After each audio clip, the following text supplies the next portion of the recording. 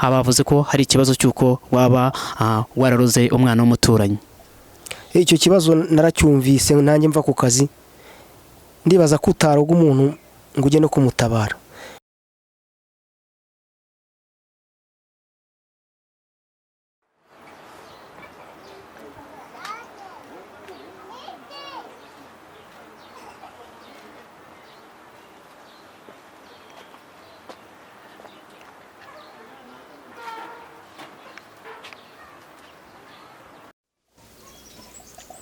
Nkuko mubizi musanzwe muzi ko CPN TV ari imwe mu mateleviziyo akemura ibibazo bya rubanda ibyihishe maze ikagenda ibihishura bitandukanye. Aha mwabonye twari twinjiye twanamanutse ni mu gace aho bitunda kwita mu budurira. Twari tumaze iminsi dufite ikibazo cyo kuhagera kugira ngo naho twumve ibikorwa byaho bitandukanye. Twageze twumva ikibazo cy'umugabo. Uko mubizi iki kiganiro iwacu muri quartier nicyo kiganiro ubu tugiye kuganiraho n'uyu mupapa ku bibazo agiye abangamiwe. Mwiriwe neza. Tugusanze hano iwawe aho wari umaze iminsi ufite ibibazo bitandukanye ushobora wenda gukemurira buri munyarwanda cyangwa se bimwe mu bintu biri kukuvugwaho. Ese byaba ari nk'ibihe kugira ngo abanyarwanda benshi babashe kubyumva? Mu by'ukuri ndabashimiye kuba muje kwitabira ubutumire bwanjye. Nkaba banyita Rushami Felex, nkaba naravukiye mu karere ka Huye. Ni ukuvuga rero ikibazo nyamukuru mfite ni ikibazo cyerekeranye n'ahantu naje gutura mpaguze mvuye muri Sudani. Nahaguze mu bihumbi 2010 mpagura n'umukecuru ndahatura ndahaba mpamaze imyaka igera mu 9. Ikibazo nyamukuru mfite ni ikibazo cy'umuntu duhana imbibi. Ni ukuvuga we ikibazo cyose kibaye yirukaza mu rugo rwanjye. Naba ntahari kuko genda umusekirite nkora akazi k'ijoro, nkajya kumva ngo barantelefonnye ngo mu rugo iwawe habaye ibibazo. Naza mu gitondo namubaza akambwira nabi. Byabaye ngombwa rero ko nitabaza itangazamakuru kugira ngo tubashe kumvikana namwe. Hari ikibazo ubwo twazaga muri quartier aho twatangiriye batubwira ko hari ikibazo cy'uko nkuko tukuzi cyangwa se abanyarwanda bakuzi wavuze ibi bibazo bagiye unyuramo byose. Bavuze ko hari ikibazo cy'uko waba wararoze umwana w'umuturanyi. Icyo kibazo naracyumvise nanjye mva ku kazi, ndibaza ko utaroga umuntu ngo ujye no kumutabara. Mu bantu bageze mu rugo rwe agipfusha nitwe ba mbere. Ni natwe yaje gutabaza bwa mbere. Rero numva tutamurogera kubera ko ibyo tutabifitiye n'ubushobozi ntituroga. Mwese ubona nta mbogamizi zikubaho bavuga ko ushobora kuba uri umurozi kandi muri quartier basanzwe bakuzi nk'umuturanyi waho kandi uhamaze igihe? Ubona nta mbogamizi bikubaho nk'umuryango wawe nk'umupapa uko ufite abana? Ubona abo bana nta mbogamizi zabagiraho ko bavuga ko uri umupfumu uri umurozi uruga abantu bagapfa? Wumva nta mbogamizi ubifiteho? Iryo ni ihungabana rikomeye cyane kuko no kuvuga ngo ibibye mu bana, icyo bibye mu bana nicyo bazasarura. Niba birirwa bavuga abana banye ngo papa wabo ni umurozi, nyina ni umurozi, ni ukuvuga ko ingaruka zababaho ni kwa guhungabana mu mutwe wabo, bakajya bahora bavuga ngo ese kubera icyo urugo ubundi turubamo kandi ari urw'abarozi. Kandi ikindi kibazo kiriho, ntabwo ikibazo si twe twenyine ashyira mu majwi. Ni ukuvuga ari abaturage barenga 3 ashyira mu majwi ngo nibo bamurogeye, kandi ubwo agenda byigamba abivuga. Nukuvuga rero ko ikibazo nyamukuru dushaka nuko turenganura bakadukura icyo gisuzuguriro, kuko ni gisuzuguriro ntago twigeze turoga. Iyo tuba turabaroga tuba twararoze aho twagiye tuba hose, kuko si hano hambere tubaye honyine, kandi nta n'utuzi uburozi muzabiperereze mubaze mwumve. Ese ubwo burozi bavuga cyangwa se nkatwe urubyiruko ntabwo turabona ubwo burozi. Ese uburozi koko bubaho nkuko bavuga ko umuntu bamuroga agapfa? Ese koko ubwo burozi bubaho cyangwa se ni ibanga ryawe waba ubutunze ari batari kukubeshyera? Reka nta burozi bubaho. Umuntu wizera Imana wese ntago yemera ko abarozi babaho, kuko uburozi ni ibintu ni historique, ni ikintu maje. Ntago uburozi rero bubaho.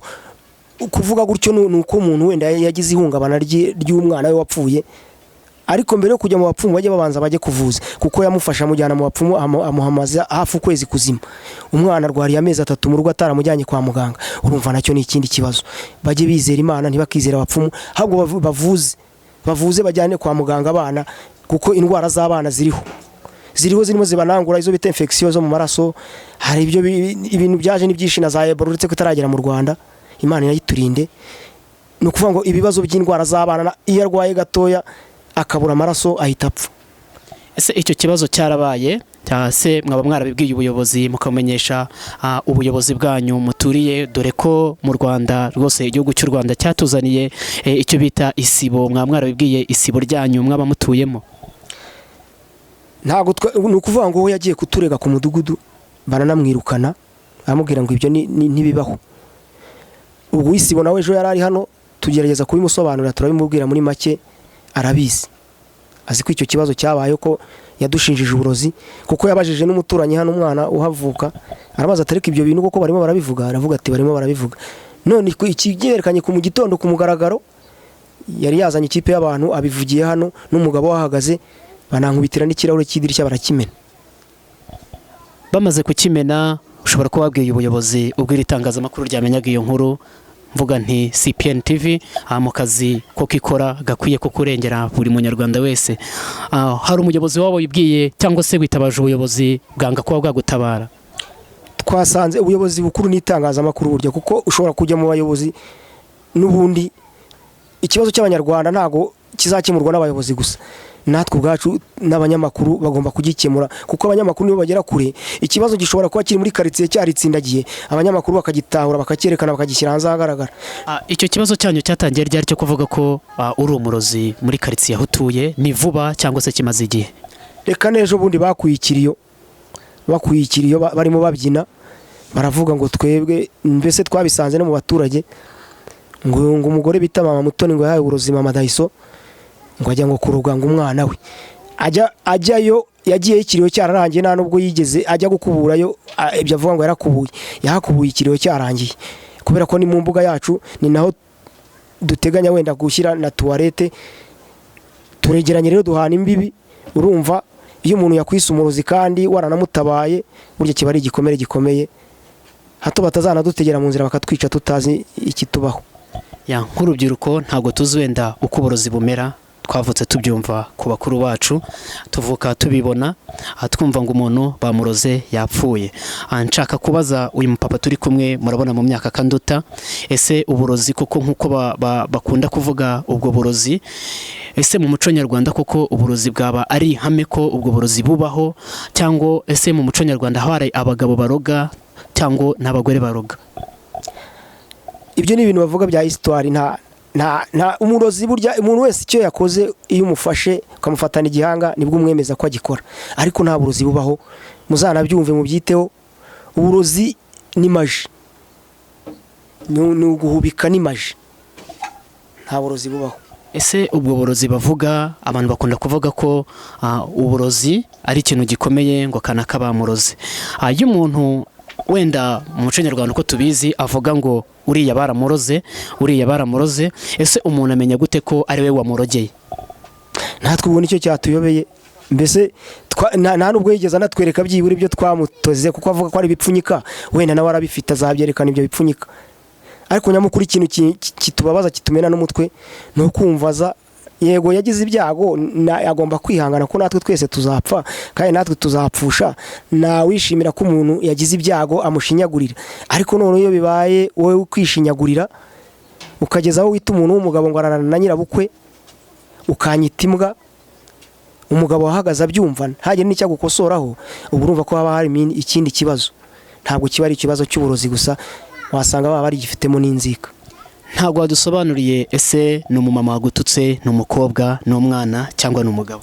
Ni umumama w'imyaka hafi nka 40, afite abana bari batanu, ubwo umwe nyine yitabye Imana imuhiruko ridashira. Ariko nkatwe nk'abemera Imana ntabwo tujye twemera ko ibyo bintu bibaho, kuko ubundi uravuza byakwanga umuntu yapfa bakagutabara abaturanyi. Ntabwo rero wafata ingo ebyiri ngo uzita abarozi nkaho hari n'uwo wigeze ubufatana. Uri icyamukuru ni ukubanza ukitonda ukagisha inama umutima. Babyeyi mbabwira ngo tujye duha umuco abana bacu, niba uhagaze ahantu ukavugira ikintu kibi mu rubyiruko turagikurikiza kuko twavutse batwigisha iby'umuco, bivuze ngo yivanzemo ikindi natwe tubasha kukivuga. Bivuze ngo nimuhagaze imbere y'umubyeyi ukavuga kanaka n'umurozi azakura abyumva. Turangiza ikiganiro cyacu iwacu muri quartier nk'uko musanzwe mubizi tugikora twumva ibibazo bya buri muturage. Ndashaka kubaza umupapa ijambo rya nyuma, yabwira iki se abantu cyangwa se yavuga iki, watangaza iki, wavuga bakakurenganura ute? Muri make turangiza ikiganiro cyacu. Urakoze cyane, umbajije ikibazo cyiza kuko nk'urubyiruko turabemera kandi muzakomeze umurava wanyu, ntimuzatatire ibyo baso bakoze, kuko kera abantu barasangiraga bakaragana bagahana inka. Sinibaza ko umuntu nibazanya amatiku nkayo mwebwe mwazabikurikiza, ahubwo muzatera ikirenge cy'ababanjirije bafite ubwenge babayobora. Gihe icyo nababwira cyo mumenye ko umuntu yari kumwe n'abantu aba ari umuntu, ntabwo ari inyamaswa. Afite uburenganzira bwo gutembera mu rugo rw'umuntu ashaka, yamwemerera atamwemerera, kuko ni inshingano, kuko nabicanye barababariranye, abantu bababarira abandi. Ahubwo aho bisigaye ni muri izi quartier usanga abantu baraje kwihisha bagakora propaganda, bakajya mu magurupe bagateranya abantu kugira bakunde banga umuntu. Kwanga umuntu ni ikintu leta y'u Rwanda ihanira. Niyo mpamvu nabashije guhamagara itangazamakuru, kuko arimo aramuhotera neza abaturage, arimo aramuhotera amuhungabanyiriza abana. Niba yaragize ihungabana yakatubwe nk'abaturanyi tukamufata mu mugongo, kandi kuko n'umugongo twawumufashemo, kuko atabaza twamugezeho. Ibitugomba turabitanga, tujya kwirimbi turatabara. Urabizi ko niba uburozi koko bubaho, niba mwaba mubyumva, ntabwo umuntu waroze umuntu yageraho umupfakiri. Biba ari ibintu nawe ngo uhita uhagwa, niko mbyumva n'abanyarwanda. None rero mu by'ukuri turabashimiye, kandi mukomeze mutere ikirenge, mujye mwitaba abaturage bafite ibibazo. Ntimuzarebe kwanjye, kuko jewe rimwe na rimwe nanjye umutekano ndawushinzwe, sinatuma uhungabana. Ariko mwebwe mujye mugerageza musura abaturage, kuko ashobora kujya kureba uw'umudugudu agasanga umudugudu yigiriye mu bye. Ariko iyo ahamagaye itangazamakuru, mujye mudasugirana na nimero za telefone, rihita rimwitaba rikatuvugira bikagera kwa nyakubahwa Perezida wa Repubulika. Nta kuntu waba usigaye uri umwe ushaka imiryango ngo abantu bakwiceho ngo ugire amahoro, ubwo ibyawe bihita biba ihungabana. No kuvuga rero mu by'ukuri tugize ihungabana, kandi ndashaje ngewe, maze gukura, mfite imyaka 40 n'ingahe irenga, navutse 7 abana banjye maze kugira na abana bakuze, abenshi bari muri segonderi, abandi baracyari bato. Ndubatse, mfite umugore wanjye niyumva ibigambo nk'ibyo azagira ihungabana, ave mu rugo agende, usange jewe mbaye wa mupfakazi w'umusaza. Mbabwira ngo iki kiganiro musanzwe mugikurikirana kuri CPN TV iwacu muri quartier, aho rwose dukemura ibibazo bya buri muturage. Iki kiganiro cyari mwagikurikiranaga kuri CPN TV Rwanda. Wakora subscribe kuri channel yacu ya YouTube online, maze ukirebera amakuru agiye atandukanye, nawe ndetse udukeneye twagusanga nta kibazo. Murakoze.